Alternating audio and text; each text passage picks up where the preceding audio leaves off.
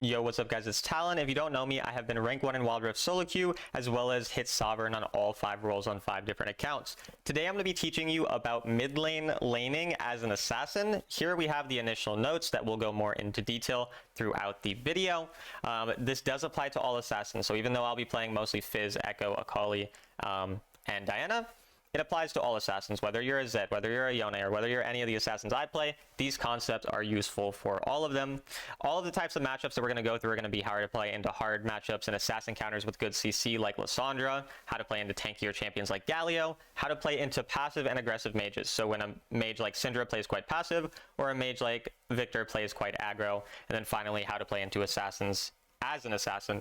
So lane bullies like Jace or Lucian aren't necessarily covered here, but it's extremely similar to how you play into matchup number 3, which is Diana versus Viktor, how to play into the more aggressive mages. So just apply the similar concepts there and you will be totally fine. Then last thing is, I do have a Google Doc link in the description where I have all the key concepts and videos associated with them, or I plan to create videos to associate with those key concepts. Okay, it's editing talent here, so I realize it might not be clear, but the key concepts apply to all Wild Rift concepts. So laning, team fighting, everything in between. The Google Doc covers all of that. Anyways, I hope you enjoy the rest of my intro. And then in the link in the description as well, there's information on my coaching, which is $25 an hour. And then there's also timestamps in the description to tell you when and where to go in this video if you want to see just specific parts of it. But anyways, I hope you guys enjoy the video. Let's get right into it. Alright, so we're going to start off with quite a difficult matchup. And so before we even get into this, I'm going to talk about rune choice, and then we'll go into the rest, and spell choice as well. So we're Ekko into Lissandra, which is pretty much Ekko's hardest counter. And for runes, because they have a very burst-focused mid laner who is strong against me early game, and they also have a lot of CC on their team, and they have a jungler who can gank me pretty early, I go for Nullifying Orb, which stops me from getting bursted down 100 to 0. I go for Bone Plating, which again stops burst damage, and Perseverance, which stops burst damage after getting CC'd. So basically all these things are just making me tankier, making it harder to 100 to 0 me, which is essentially what Lissandra and Warwick do. So I base my runes off of the enemy's strength, which in this case is bursting me down. So I stop that really well. And then my extra rune here, I think I went Gathering Storm just to get some extra damage in for later scaling. But the main point is those runes. And then Fleet Footwork is generally good on Ekko. You can go Electrocute if you're playing really, really aggro. And Fleet Footwork is just generally strong and is especially good for these early lanes as well. So the rune choice is the first thing that you can kind of see there. And then the second thing you're going to see here is you're going to let a ranged champion push into you. So I know that you're going to say, well, not everyone pushes into me. We're going to talk about how to play when they don't push into you as well. But most mid laners, especially non-sovereign or challenger mid laners, they'll just push like this. And so you see here, I take more damage, honestly, than I should have. Frankly, like I get poked out a little more, mechanically speaking, and which is why I think this is good for you guys to see. So into a hard matchup, especially a ranged matchup, obviously as an assassin, if they start pushing hard into you, you do not want to let them get that first wave under your tower, but you do want to let them push harder than you push. So basically what I have here, where I end up having 1 minion, they have 2 minions of this wave left by the time the next wave comes. So why do you want this?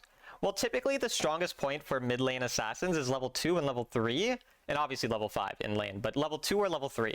The reason is because they have access to their mobility spells or their damage spells. So Akali gets access to her Shroud at level 2.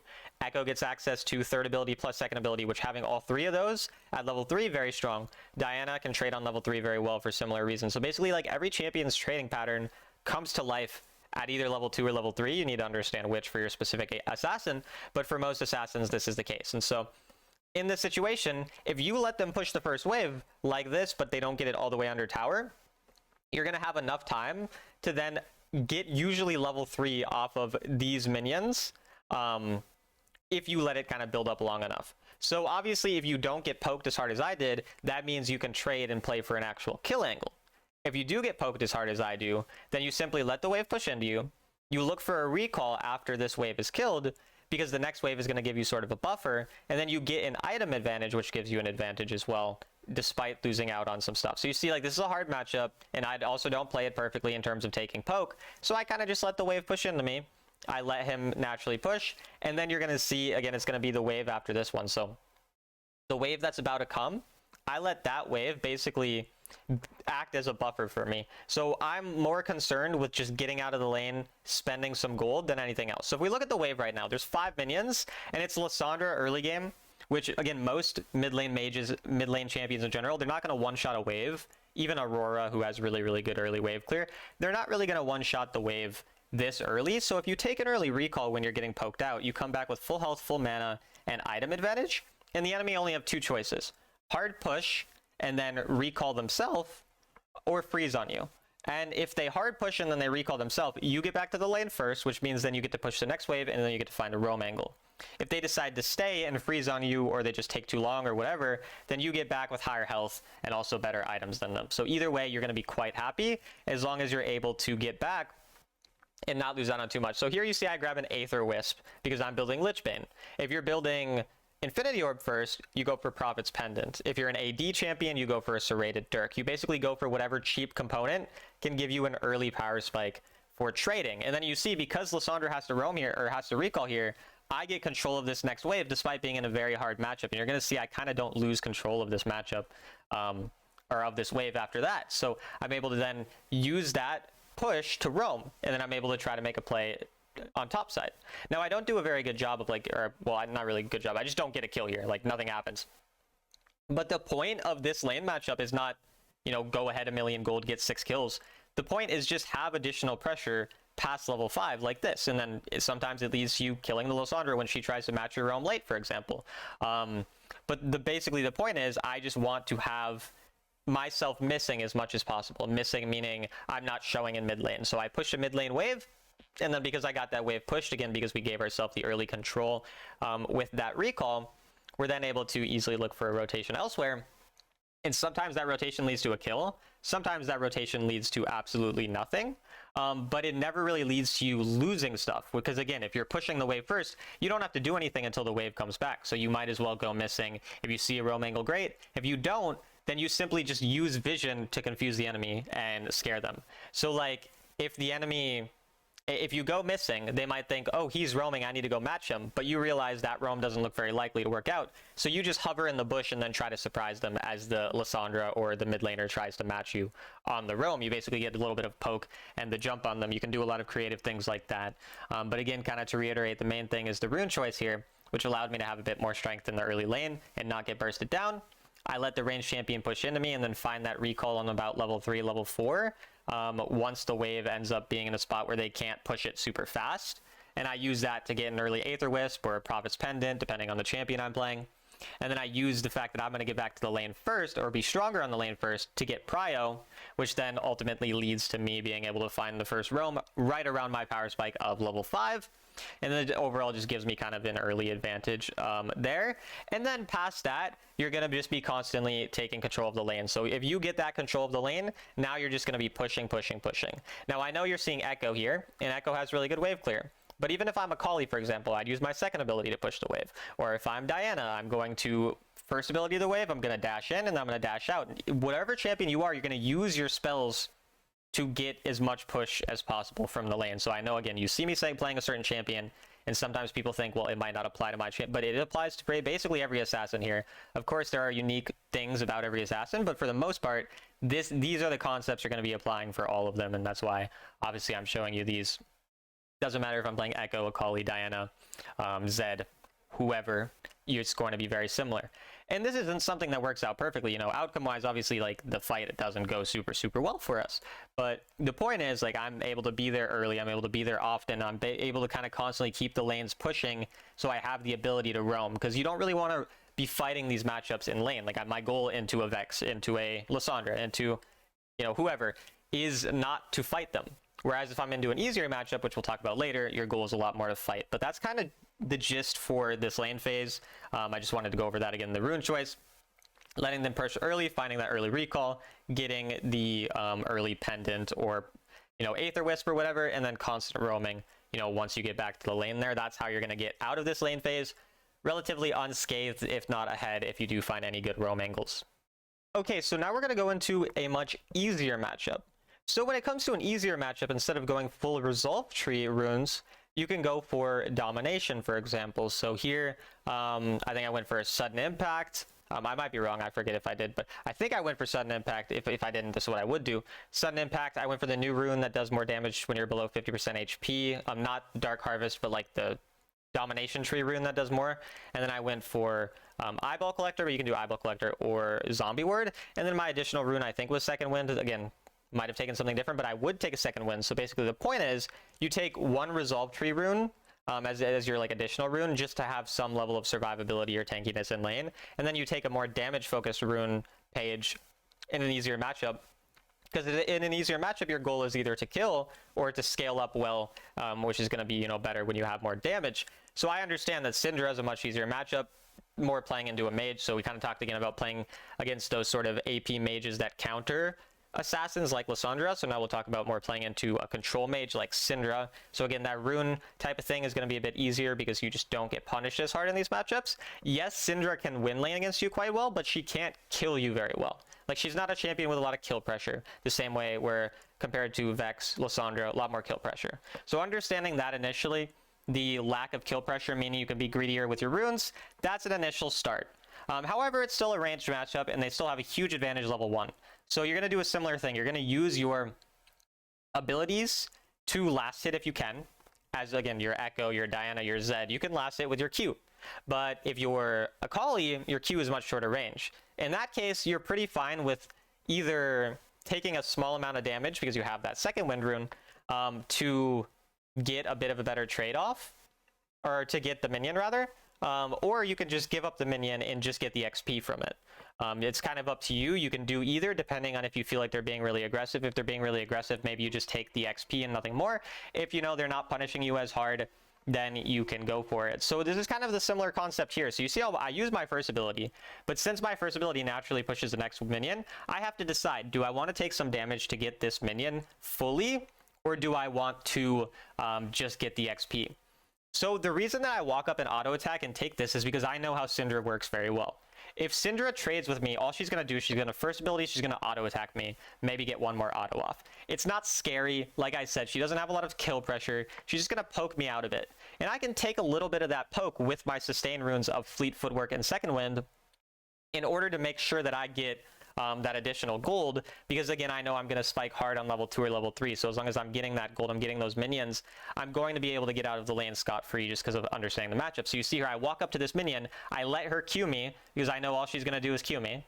Obviously, I'm trying to bait it out if I can, but I realize I can't. I'm just like, okay, I'll just take it. You know, there's no issue with that. And then she naturally keeps pushing into me because she's using her abilities and she's just auto attacking more. And so then I'm waiting until I can get a level up. And then when I can get a level up, I might look for a bit of a more aggressive trade, but obviously there I don't yet have my I don't have yet have my first ability up, so I just got the XP for one of those minions. Like, I didn't over greed it. You don't need to be super greedy for every minion. You get the minions you can, and then you just stay in XP range for the ones you can't get, and you let the wave slowly push into you, and then if you can get a big trade like this, you do. So kind of what you're looking for in these types of matchups is one or two pretty big trades like I did there, where I get my third ability plus first ability, I combo them together. If I'm able to get a big combo with my abilities together on the enemy, I'm going to look for it, but I need to make sure that I'm even level with them, that they've already used spells or they're in a pretty vulnerable situation, or, you know, that type of thing, and then I go. And then here you're going to see a concept. So again, we're going to go back because we want to make sure we understand all the concepts. You're going to see the concept of punishing last hits and levels. So here, again, when is my champion power spike? We said level 3, right? Most assassins, they power spike on level 2 or level 3. So I get my level 3 from this minion, and then I also notice that their minion is quite low, or like my minion is low, the one they want to last hit. So they're going to try to last hit this. And punishing last hits means when the enemy minion is low, or when your minion is low, I mean, and you know that the enemy are going to try to last hit it, you end up pressuring them. So you trade on them hard, you make them choose between using abilities on you or using it on the minion, because I know he's going to greed this. Like, look, he tries to greed it, and because of that, I'm able to get a huge trade on him. And then now we find ourselves in a unique position where the enemy pushed the wave. Actually, not very unique. This happens quite a bit when you do these types of trading, or this type of trading. Your minion, you know, your minion wave is going to be smaller than theirs. And so what this means is you can momentarily freeze on them. You're not looking for a long-term freeze, but your purpose of the freeze is to get a big trade and ultimately create an all-in. So obviously Syndra is a 3rd HP at this point, and because she is so low, I know that I can potentially have an all-in angle on her. I have Ignite, I'm going to level up soon, and I have, of course, all of my spells. You know, obviously my second ability will take a while to come up, but I have all of my spells. And so in this situation, you basically just want to scare them, because the longer you scare them, the more minions they lose. So if you watch here, like I just saw her usability, so I know she's very scared. I just stand in front of the minion. She has to completely back off of the minion. And then you just see this continues to happen where the minions are basically all dying. And then as soon as she wants to walk up, I'm immediately just punishing her and making her lose multiple minions. Again, like I'm going to walk forward, make sure she's too scared to get in any, range of these. And it doesn't matter that I'm technically not getting the last hits because I'm getting the XP and she's not even getting XP. And then why was I able to find the kill on her? So we'll go back again. This is the concept of punishing last hits. So why did I walk up at this exact time that I walked up here?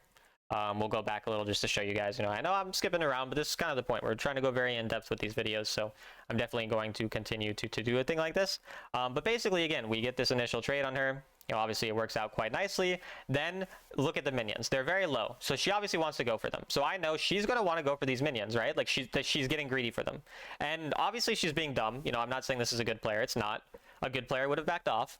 But this happens very often where you get, the greed out of the enemy. They try to greed that last hit, and then you're able to find that play on them where I'm easily able to turn on them. And I know it's because she was trying to go for those minions. She was trying to get greedy. She didn't want to lose anything. Like, players have a very hard time giving up anything. They always want to get everything. They're never like, oh, I'll give up one minion so I don't die. They're going to die for those minions. A lot of players. Again, this is, early season diamond game. So, like, relatively high elo, for the early season because this is literally the first day of the season. And even these players, probably a Grandmaster peak, I'm guessing. They're going to get punished by these types of things. They're going to be greedy. And it's a very, very frequent thing. And they're going to, again, most ranged champions are going to push. Go watch this stream of today, which, when you're watching this video will be a little bit ago. But everyone is pushing into me. Like every ranged champion when I'm playing assassins, they're all pushing into me. They're all doing these same things. They're making these same mistakes, and you're able to punish them very well. So again, you can see the early rune choice, a bit more aggressive, a bit more focused on trading, punishing the enemy last hits really well whenever they try to go up for last hits, making sure we play around the time that we actually level up, so we're even level with them, or obviously ideally ahead in level. And then once we get that ideal wave position, making sure that we walk up to pressure them to make them feel, scared, and then lose out on minions, and then them losing out on minions eventually means we get higher level, and then we trade around the level advantage there. And then here at this point, once you get to the point where you end up winning that lane, your new goal kind of becomes to continue this pressure. So whether that pressure means trading constantly, like I'm doing here with, good levels and whatever, I'm trading with her a lot, or whether that means getting the wave pushed and using your push to then recall, to get recalled first and then come back to lane, or to roam first. But basically, you're trying to use your lane advantage in some way. So here, she dies, I quickly push multiple turret plates, and this is one thing I want to talk about, is I push turret plates here. If I'm in a hard lane where, they have control, they're doing well, I'm never going to push turret plates. But if I'm in a lane where I'm getting an advantage and I'm winning and I can get turret plates, I'll take the first two. Usually as an assassin, it's hard to take more than two. You don't push turrets very fast. Ekko pushes turrets faster than most, but a lot of mid lane assassins don't push turrets fast. So you see, once I get those two plates, now I'm looking for the roam. Like now the roam becomes my priority. So basically you use your pressure in lane that you have to make aggressive trades, to give you the opportunity to maybe get a plate or two, but ideally really get that wave pushed and then look for a roam, and then you're going to find plays like this. And make sure once you stick around for the roam, that you're actually sticking around for more. You see how I get the wave, I continue to stay around, I continue to look for more, and then once the enemy hard force on us, that's when we end up backing off a bit, but obviously we see the ult angle and we go back, and then we're just able to get way more. And so you might be saying, well, hey Talon, I've watched your Syndra vids, you tell me, don't do this, push the wave, and then, look for a reset, or take turret plates when the enemy rotate. So why are you doing this? I'm doing this because I'm playing assassins. This is a different playstyle. The way assassins need to play the game is through snowballing, through transferring leads to teammates, through getting leads on other parts of the map, because they're not champions that just sit in lane and scale and are happy with that. You need to create more pressure by either creating volatility in your lane with this trading that you saw, or from creating roam angles, or doing all these different things. And so you can see, even though I do lose some turret plates to Syndra, the difference between what I'm doing as an assassin versus what a lot of assassins do to me is they'll roam, but they're roaming before they push a wave. Notice how I'm roaming after this wave is pushed. Like, this wave is pushed, I'm leaving, Like, this is when I'm leaving, this is when I make the play, and this is when everything turns out well. And then after my roam works out, I'm taking more. I'm not just, oh, I got a kill, let me recall and go back to mid. No, I'm going to take as much as I can. I'm going to take an additional wave. I'm going to take turret plates. I'm going to look for more, and I'm going to try to get as much out of this roam as possible. because ultimately I'm transferring my lead both to myself because I'm still getting the gold from this, but then transferring it to my bot lane because my bot lane now, you know, the enemy bot lane, they don't get as much time to get gold. They don't get as much time to be just alive, to get gold, to push the wave, to have pressure in the lane. And so they lose out on a lot. My teammates gain turret plate gold. My teammates gain kill and assist gold. I gain kill and assist gold. I gain turret plate gold. I gain minion gold. And then Syndra, sure, she gains a little bit of gold there. But ultimately, it doesn't matter. This is a player I'm already far ahead of. And I'm willing to transfer a bit of my lead to my teammates and whatnot and give Syndra a little bit back because I know ultimately that I'm going to be just a lot more useful around the map, impacting a lot more things. And so it's understanding, like, for example, you guys watched me play Syndra versus Ari when it was starting all over, who is rank 1 of last season, very, very good player. And he was playing to roam a lot. I was playing for lane. And ultimately, neither of us were making, you know, mistakes with our choices to roam or to play for lane. They're just different choices based on playstyle, and you have to understand the playstyle specific to your champion. So again, just like overall, this is pretty much what I wanted to show you guys in a winning matchup. You use the fact that the enemy are going to greed last hits to really punish them hard. You take these proper runes that can give you a bit more damage, a bit more kill threat. Obviously taking ignite as well. Playing around your level ups, playing around your, you know, key level timers, level 3, level 2, depending on what champion you are. And then using that kind of to snowball, you know, from there, taking the trades. And then once you get the enemy low, you make sure that they're really scared to walk up for any minion. You punish them anytime they do walk up for a minion, and you zone them up as many minions as possible. And then ultimately, if you're able to find an all-in, great. If you're not able to find an all-in, it's all right. Use your pressure to roam, use your pressure to take turret plates, use your pressure to find early recalls. Any of those things are going to be perfectly fine, and you're going to do very well in a matchup, you know, against a Syndra, against an Orianna, against a lot of these types of mages. Okay, so now we're going to talk about playing into a more aggressive mage. So it's going to be Viktor. This could be Syndra. This could be Ori. It's just someone who plays better. This is a sovereign mid laner I'm laning against. He actually knows what he's doing. And so you're going to see how a lane should be played a bit more, you know, properly compared to, again, me just destroying a bad Syndra player. So I think this is useful for you guys to kind of understand a bit of the differences. So you're going to see I'm going to approach it pretty similarly. You can see already the first thing he does, he's actually right here right now. And so he uses this little, you know, pocket to get an early poke on me. And that was a good play by him. Something you should probably be aware of and, you know, not necessarily walk there, but something you can take, you know, you can do that if you're a mage player. Definitely a good thing to do as the range player in the matchup, and be aware of that because you can lose some health like I did here.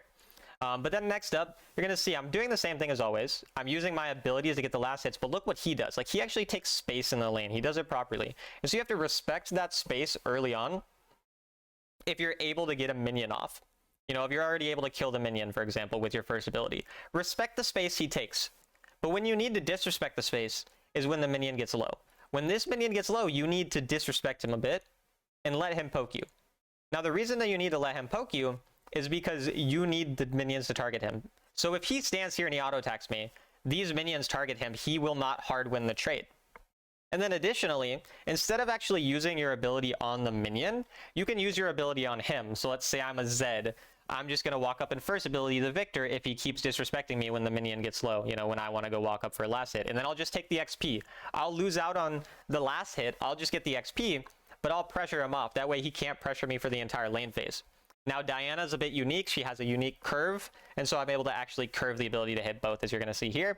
So I hit both the minion and him. Obviously, this is a bit Diana specific. But then look what I do. I tell him, no, you can't do this. You can't just bully me for no reason. I'm going to walk, and look what he does. Like, he walks back because he knows if he just takes a long trade against me as a Diana, I'm going to win that because the mage wants to use their range. And so if you're ever able to find a way to close that gap because the enemy disrespect you by standing too far in your minions, let them auto attack you. You're both going to get low, and low health and volatility for a mage and an assassin matchup favors the assassin as long as you guys are both within similar health ranges because you have better all-in. That's what assassins are good for. They're good for killing people who are low HP, especially if you're taking Dark Harvest, which is a new rune, of course. But because of that, basically, you see I kind of back him off, and I just get a little bit of pressure. I don't do anything crazy. You know, I'm not trying to hard win the lane, but I do make sure that, again, what's he do? He walks up in the minion wave, so I trade with him and I take an even trade. He can't just walk up in the minion wave and mess with me, you know? Like, if he does that, he's going to get punished for it. Unfortunately, I get kind of, you know, I make some mistakes in this lane, which we'll see in a moment, but, and this is a mistake. So I walk and get this fruit, which means I lose this minion. I thought I could get the minion in time. I was wrong. And so now I screw myself over because I don't get level 3 as fast as I should. So you have to be very careful to make sure you get the XP of every lane, because level 3 for most assassins is going to be your big power spike. And so that was really my biggest mistake here, which meant I had less pressure. But overall, you can see how despite him being very aggro and actually trying to bully me and punish me, I don't just let him do that. I make sure to be a bit, more aggressive when the last hits are available, and make him choose between taking damage and punishing my last hit, or giving me the last hit for free, basically. And obviously, again, using my kind of ability to trade with him. And then here again, I just kind of trade with him in the wave. Like, the ultimate reason that I'm doing this is to give myself an ability to eventually get the wave pushed. Like, I don't want the wave to just get hard pushed into me instantly. I want to be able to kind of push the wave myself. And again, he's kind of bleeding mana. He's not super high health. He's not in the best spot. And so I can use my abilities to trade and to get the minion wave. So basically, use your abilities into these more aggressive champions to get the wave, and then respect when your abilities are on cooldown. So my second ability is on cooldown. I kind of let him push first. I let him get control, because he's still naturally going to have a little bit of control of the lane. But when he does, look for a rotation, look for a recall, look for something, I'm going to be much more aggressive for, pushing the wave. And then now, because he's given me, a low enough wave, I can look to push it a lot harder, and I can be, a lot more kind of greedy for pushing. And then notice how I'm fine with losing this cannon. Like, this cannon doesn't win me the game. What wins me the game is getting the lane first, because watch, I recall, I get the lane first, I get to push the lane first because I'm stronger than him, and then now I have a wave building up myself, which is going to give me eventually a level advantage, and allows me to just hard trade in the wave, which, again, the purpose of this is to leave. Like, the reason that I'm doing these types of trading, and honestly, I miss more last hits than I should, but the reason that I'm doing this type of trading is just to give myself an opportunity to move, right? Like, into these lane matchups, you make sure that they're not able to bully you too hard by doing these things we talked about early, but then you look for your first opportunity to leave that you can, and then you use the lack of vision that they have to scare them. So, like, here I can, find a potential trade on him because he is worried about me, roaming. So he's like, oh, I need to match the roam. And then because of that, I'm able to get a little bit of a trade on him, punish him a little. And then this is the next thing that I really kind of want to talk about, which is normally you want to make sure you roam after pushing a wave. But if you can get him to follow your roam, then you're happy, because I get to roam first, and I'm an assassin. Assassins are better in these types of skirmishes and these roams than mages. And I obviously get there first. So if he wants to match me, I'll keep going. If he doesn't match me, I'll go back to mid. So you see, because I end up getting him to decide to match me, I'm actually fine with it, because I don't want to spend more time in lane against, a lane bully kind of mid lane mage compared to me, just an assassin who wants to get out of lane and fight. So I'm instead going to let him sit here with me and just, we'll have a ball together. Like, I'd way rather have a fight in these types of circumstances, because my champion's just stronger here, and then Jarvan ends up making a silly mistake and giving me a kill. But basically, again, the point is, if they're going to match my roam, I'll gladly take it. After the roam works out, again, notice how I'm taking more from it. And then by the time I recall, again, I got an assist, which means a teammate got a kill. I get to recall. I got a minion wave from topside. And I don't lose almost anything mid. You can see I'm basically going to get my entire minion wave, and I'm only going to lose a plate. Like, I think I'll lose 1 or 2 minions here, and I'll lose a plate. But we get all these minions. We got the assist, the kill. And again, we made him match for a majority of time. And then notice how I trade with him initially, so he can't bully me under the wave or under the turret or whatever while I'm farming. And then I'm perfectly fine with taking a little bit of damage, since we got more damage off on him, which then gives me control of the next wave to some extent, because he's going to be a little bit more scared to trade. So then I can just use my abilities in the wave.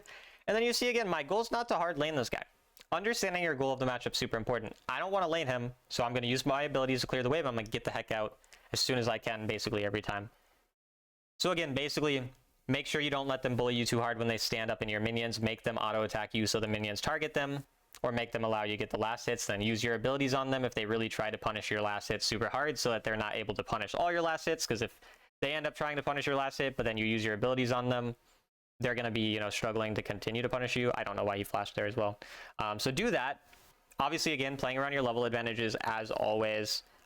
Being okay with letting him match your roam. So if he matches your roam, keep going, and if he doesn't match your roam, then you might need to go back if you didn't push the wave. But just like those kind of main things into these harder matchups are going to be important. Don't let them intimidate you. See if they'll match your roam, and again, just walk up to the minion once it's last hittable and make them take the damage from the minion rather than like getting overly scared. And then just, you can recall if you end up getting a bit too low health, again, as we kind of showed in these previous situations. And then there's one last small thing I'm going to show you that happens right after the lane phase, because I just think it's like kind of notable. And this is, so say you get to rotate, like they take control over the wave because they're a stronger laner than you, whatever. But there's a skirmish happening. What you can do if you don't feel like you have a good access into the skirmish is, you know, they're going to want to rotate to this dragon. So use the vision to find a pick on them. And you're going to see I do this exactly. Instead of actually going and fighting here, I'm like, oh, I know he's going to go and rotate right now. I'm looking for this, you know, pick on him, and then we end up finding it. So we get the kill on Viktor when we probably weren't going to have a very good angle in the fight anyway. And we at least, you know, find some level of advantage. So again, that's kind of the main thing about playing into a more aggro player who actually plays properly in lane phase, does most of the proper things, and tries to bully you. That's basically how you're going to go about approaching that type of lane. Okay, so one thing I want to mention that I haven't mentioned yet is that timer where you often see me recall on like a pendant, or in this case, Aether Wisp. You can recall for mana boots ideally. Like ideally you wait long enough that you can recall for mana boots, but in a lot of these lanes you just saw me not having time, or like kind of just seeing that, you know, it makes sense to recall for an Aether Wisp or something. So I just want to make that clear that mana boots are an ideal recall, and that getting Aether Wisp or pendant or Dirk, these are kind of things that we do if we have to recall a bit earlier for whatever reason. And so now we're going to talk about tank matchups. So we talked about playing into a normal mage, probably most of the types of mages you're going to play against, like the Syndra. Talk about playing into like a sovereign, more aggressive mage. Talked about playing into a hard assassin counter like Lissandra, and now we're going to go into a tank matchup. So Galio, I mean, Galio does build AP, but like he's a tankier melee champion. And obviously you could play like a Malphite. People play weird like Renekton mid, Garen mid. These are the types of matchups that this is going to apply to. And the first thing is, into these tank matchups, they don't have as high damage level 1 very often. And so your goal is to get on the wave right away. See how I immediately walk up the wave? This time it's a melee versus melee matchup. I'm not going to get poked by a ranged champion. I can take control. I can take space. And then obviously I'm not going to just walk up and start autoing them. I'm going to focus on the wave. And yes, Ekko is best for this because he has the best wave clear. And I know some people are going to be like, oh, you're playing Ekko a bunch. Like, stop. Assassins all do the same thing for the most part. Like, you could do this as a Akali. Like, no, there's no difference. Like, I still took his Q. I still took damage to do this wave. I would just be a Akali queuing it instead, and it takes slightly longer, or I'd be Diana queuing it and autoing more and using auto attack passive from Diana. But regardless, using your abilities level 1 to hard push the wave and then trade around level 2, because if you kill all 4 minions, you get level 2. And so if they try to pressure you, I don't care that he pressures me. Obviously, again, Ekko is best for this. He's really good at punishing level 2, but you can do this on any champion to some extent, and then you get a big trade. And then, unfortunately, I did take Cleanse here. Honestly, I think in hindsight, I should have taken Ignite. I would take Ignite in the future most of the time. I think Lissandra is really the only matchup I'd say Cleanse actually is worth into. But now your goal is pretty much just to create pressure. So you're not going to solo kill most tanks, most Galios, most whatever. If you see an angle, go for it, but you're usually not going to. So you're going to find an advantage in a different way. So it's information. Information is the way you're finding advantage. So notice again, first wave pushed, what did I do? I worded, oh, Lilia's blue side. Now we know Lilia's location. So, okay, I have this information. What am I going to do with that information? Well, I'm going to go steal a little bit of a jungle camp here. You know, like after I get the waves pushed, that's what I'm going to do every time. Again, if I'm a Akali, I'm going to second ability on the wave with level 2, and then I'm going to queue it. I'm going to leave. I'm going to go do the same thing. If I'm Diana, same thing. Like whoever it is, it doesn't always have to be stealing the camp, but it's getting that information. So I know that the enemy, jungler is going topside. And so why does this matter that the enemy jungler is going topside? Because it gives me information for my roams. So again, I take a little bit more damage than I'd like, so I take the recall for the Aether Wisp you see here instead of a mana boot. If I didn't take as much damage, I would have waited for a mana boots. But we come back to the lane. Again, we get control of the lane, as we talked about so much. And because he has to recall, because I got the early recall off, it gives me a roam angle. And this is where the information comes in. I know Lilia started blue side. When does a jungler start going blue, back to their side they started? It's around 2:30. They can be earlier, but usually it's around 2:30. So I know Lilia is probably still on top side. And I know my jungler is pathing bot side. Now I have pressure, I have prio, I have level 5, I have a pushing wave in bot side, and I know jungle pathing. This information gave me enough information to blow 2 flashes here, as you're going to see. And so understanding that into these tank matchups, your goal is not to lane. And so I know I'm showing you guys a laning video and then I'm not laning half the time, but that's because you need to understand the goal of your lane. The goal of your lane as an assassin into a tank, the goal of your lane as an assassin into a Lissandra, into a Vex, into these hard counters, is to leave. Because why would I lane someone who's hard to lane against, you know? So whenever I can, I get the lane pushed, and I find angles like this, and this information I had gave me an advantageous situation. Now, did the outcome turn out perfectly? No, my Camille inted for no reason. And if you watch the rest of this game, this Camille, she did indeed like dying. But that's not the point, you know, we're not concerned with what our teammates want. We're concerned with what we can do. And so again, the most that we can do in these harder matchups or into these tank champions, tanks aren't as hard, you know, compared to the lane bullies, but tanks, they're hard to kill. And so if they're hard to kill, I need to find value elsewhere, and that is getting information and then acting upon that information, which you saw us act upon that by finding that roam angle because of jungle pathing information. And so understanding, again, all of it kind of coincides. We take the early trade level 1. After getting level 2, you know, we get the level 2 off the wave by being aggro on the wave. We use that level 2 to trade around level diff, which gives us pressure, which gives us the ability to ward, which gives us information. Then we have control over the second wave. We then utilize that information to steal a bit of a jungle camp. Then we trade a bit more, get the wave pushed. Oh, we took a bad trade, maybe shouldn't have. Well, let's take a recall, grab that Aether Wisp, give us control over the next wave because I'm going to have the health advantage, and then use that health advantage to find a roam with the information that I gathered. And already you can see within 3 minutes we blow 2 flashes on bot lane. That's a large impact, you know, in a matchup like Ekko versus Galio. That's a very large impact that you can have. And then now you're just playing a game of chicken. Push the wave and leave, push the wave and leave, push the wave and leave. This is the rest of your game. This is your goal. Push the wave and leave. You know, you're like 3 minutes onwards, push the wave and leave. I recalled, I grabbed my item, push the wave, leave, go with jungle. Again, ideally you make plays with your jungle. You saw I made a play bottom side with my jungle. You saw now I'm going top side with my jungle. Push a wave and leave. Again, now wave comes back. Okay. Push a wave. The next wave is coming, so push the wave. And then leave. I'm skipping through because it's push the wave, leave. Over and over.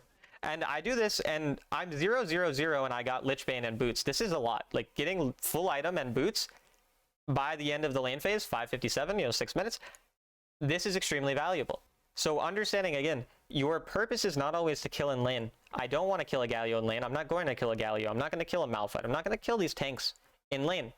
So I'm going to, early on, trade in order to gain information, and then, ideally, utilize that information to make early plays. You can't always do that, but when you can, great.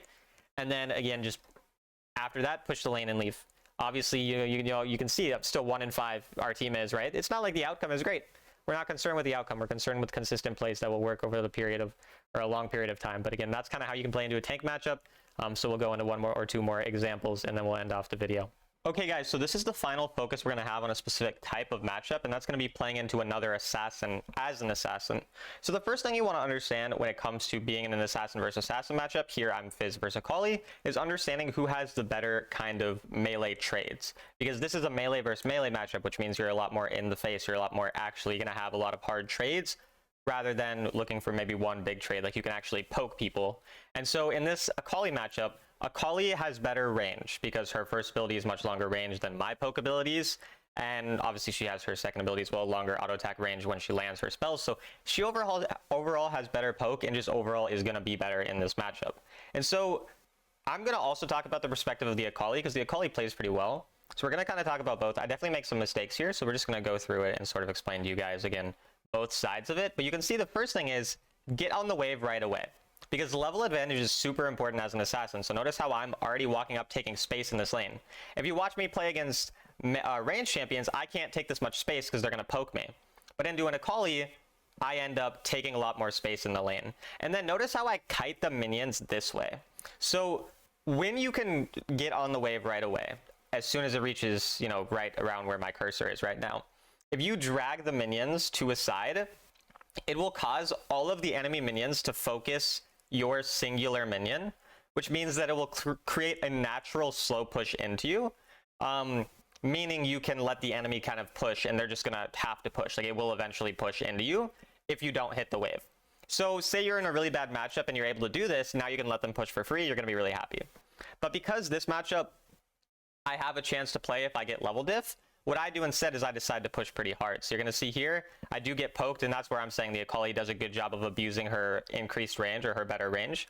But I just basically focus on the wave because I understand how my second ability works.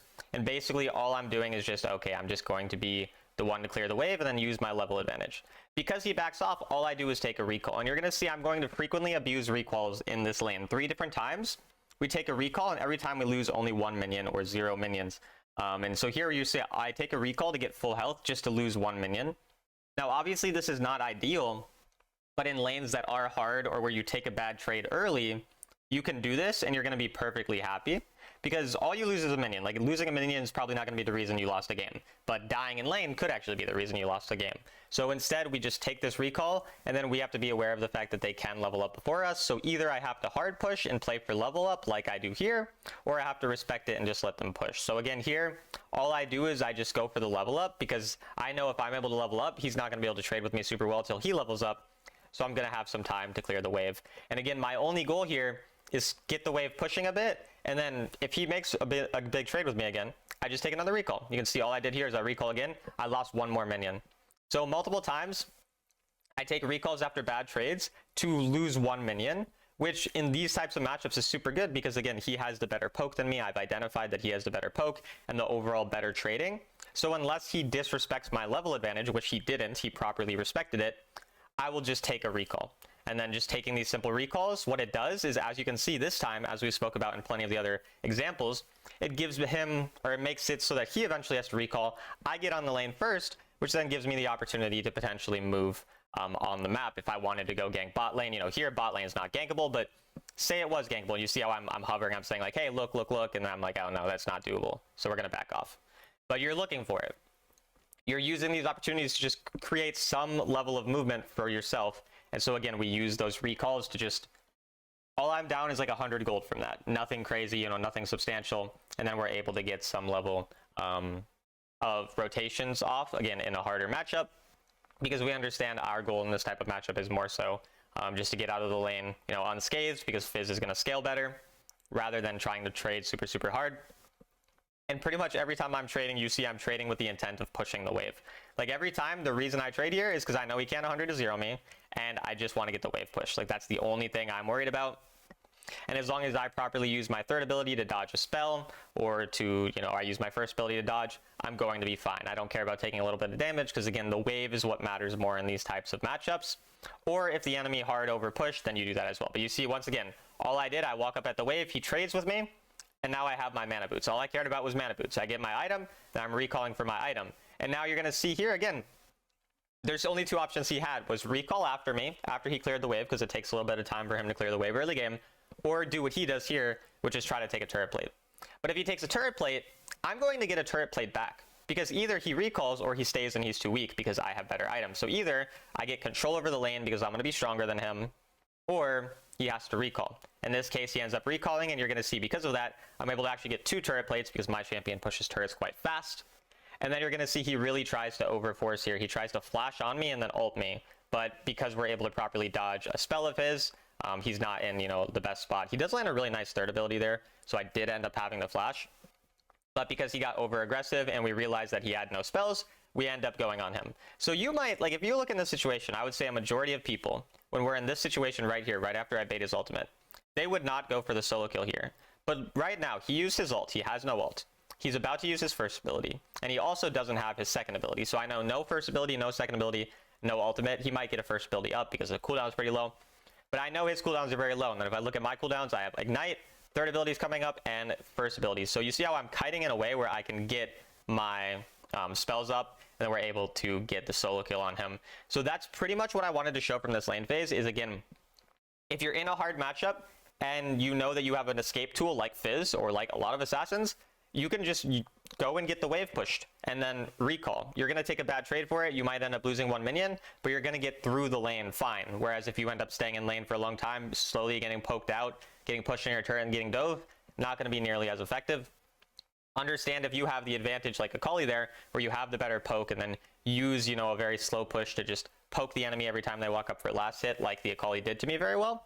But if, again, you're the Fizz, abuse the recalls, and then abuse that tempo advantage, and then play around that tempo advantage, and of course, making sure you have escape tools, so making sure I save my third ability until she engages on me, rather than just third abilitying onto the wave. You know, if I was third abilitying onto the wave a lot, I would end up dying, but because I saved my escape tool properly, we're able to get a bit of an outplay there.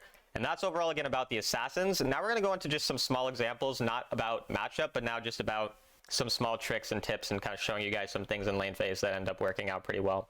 So we'll get into that and then we'll end the video. Okay, so the first small thing about assassins is going to be oftentimes into a squishier lane matchup who ends up having good roams early. So this Orianna got an early roam and a kill off here, and oftentimes they're going to continue roaming a lot. So she has pressure over the lane, she has prio, and she pushes and then roams. Instead of trying to match a roam where I'm losing lane and I'm overall in a bad spot, what I do as an assassin is I end up using the fact that I know she roamed to not allow her to walk back into lane. Even if I'm losing lane, especially to a mage, I can still one-shot them as an assassin. And so what we end up doing here is we see her roam here right by the Maokai. She was there a second ago. I know she's going to walk back to lane, and because of that, we cut her off. And using this simple cutoff, we're able to find an easy pick, as you can see here, which blows her flash. And then eventually, because she has lost flash, you see I push the wave, I take turret plates, but she gets greedy, and because we know she has no flash, we're able to easily go on her here and end up getting the kill, since you can see her getting very, very greedy when the minions get low. So we end up getting the kill on someone who was otherwise winning lane against us quite hard, and then we kind of juke the heck room here, and we actually find the recall, which is pretty funny as well. So again, that little trick as an assassin, just use vision when the enemy decide to roam to try to catch them out if they do try to take a greedy angle back, rather than taking the safer route back. Just make sure you're aware of the fact that your champion can do that really well, even if you don't have the ability to roam because the enemy have prio and they're out rotating you early on. Okay, next up is a level 1 trick. So make sure you don't level your spells level 1, because if you are Fizz, typically you're going to want your second ability to quickly clear the wave level 1 in a lot of matchups. But certain matchups, the enemy are going to do something silly level 1, and you want to take your mobility spell to end up catching them out. So here, Morgana gets greedy for a ward, and because we see her getting greedy for a ward, we cut her off. And because I haven't upgraded a spell yet, I end up having my third ability, which allows me to easily chase her down after she flashes here, as you see.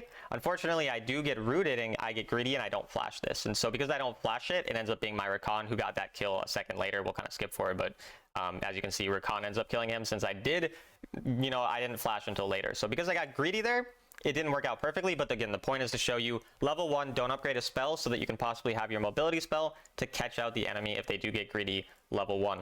Okay, so next up is a clear example of the recall I tell you, where you recall after taking hard trades with a hard enemy matchup early. You buy an early Prophet's Pendant, and then you get back to lane. What I want to show you here, though, is using Ignite to keep them in lane.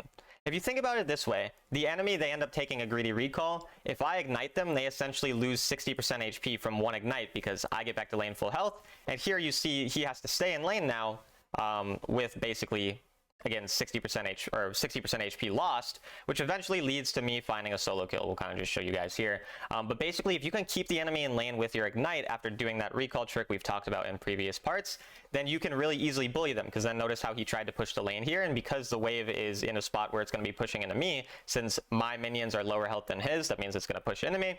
I can really hard bully him since I have such a big health advantage, and then because of that, we're able to find the E flash, and then we wait to follow it until he takes the dash on his E, and we're able to kill him, and actually surprisingly get out as well after that. So just wanted to talk about that little trick with the recall, making sure to use your ignite to stop their back if they do get greedy with their backs. Alright, the final small sequence I'm going to show you has to do with spell tracking, and again, this level 1 not upgrading anything trick.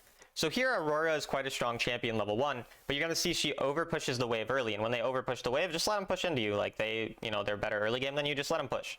But then you're going to see here, she ends up getting disrespectful and walking really far forward to try to trade with me. And when I see her standing on these minions, I know if I trade with her and the minions, it's going to be quite good. However, she can very easily proc Electrocute if she lands her first ability on me. And so my thought is I need to dodge her her first ability with my third ability. So the way you can do this is, obviously if you're a champion who can't dodge a spell, obviously Fizz can, then you just, if they miss it, this is when you would go more aggressive and use your mobility on them. So say Aurora tried to poke me and missed poke, or Lissandra missed her first ability. Someone misses their key level 1 spell, you can start to go and use your mobility to get on top of them. But because I'm Fizz, I can actually dodge it here, as you saw there, and then we get a really good trade on her. And then this eventually leads to me being able to find an all-in on her, which will show you basically the reason that we're able to find an all-in is because she poked really hard and pushed the wave really hard. I mean, pushed the wave, not poked really hard. She pushed the wave really hard. And because she pushed the wave really hard, it's pushing into me, which means she has to walk up further to trade, which means the gap between her and her turret is much larger than the gap between me and my turret. So I can run back to my turret really safely, but she has to run quite far to get to hers. Because of that, we end up trading really hard when she tries to walk up for the last hit, and we're able to basically find a really good all-in. And then why do I flash to trade 1-for-1 here? Well, first of all, I know I'm going to kill her first. First blood gives me an additional 150 gold. Second of all, the wave is in a spot where I have less minions than him, so because he has more minions, his minions will kill my minions first, and the death timers are early enough that's not going to fully crash under my wave. So not only am I going to get 150 gold from the first blood, but I'm going to get back to a lane, which you can see is perfectly positioned for me to get the minions, meanwhile she loses out on a couple. So I just wanted to talk about that little last hit trick there, or not last hit, that level 1 trick, making sure you don't upgrade your abilities, and then again, making sure that if they use a key spell or you can dodge a key spell, that you then go more aggressive and punish them for the lack of that spell. Okay, that's going to be it for the video, guys. I hope you enjoyed. I hope it was useful for you. I know it's a much longer video, but I am definitely more concerned with making these longer videos that really completely, fully cover a topic. I feel like I've covered basically every aspect of lane phase. I know technically I didn't really cover how to play into like a Jace Lucian type of lane bully, but playing into those is very, very similar to playing into a champion like Viktor with the early range, as you saw in the Viktor example. So those concepts are going to apply. So if you're, looking for that specific type of matchup, it's going to be the same concepts that apply. Obviously, just a little bit of a harder matchup, but still very, very similar concepts. And overall, these are all the concepts that you need if you want to understand how to play mid lane assassins in lane properly. And I will continue to make more videos on other topics relating to assassins, relating to other playstyles, basically just giving you guys all of that. So if you guys enjoyed this video, please like or subscribe. It does mean a lot. It helps me out, obviously, and it tells me that you guys like these types of videos. And yeah, I will see you guys in the next video.